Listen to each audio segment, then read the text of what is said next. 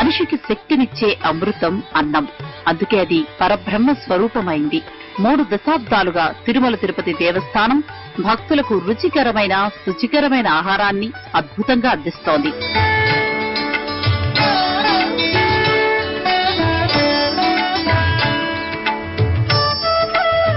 రోజు 1,00,000 మందికి పైగా అన్నదానం అంటే అంత సులభం కాదు. కానీ టీటీడీ సునాయాసంగా నిర్వహిస్తోంది. ప్రతిరోజు వంటశాలలో 12,000 కిలోల బియ్యం ఉడకాల్సిందే.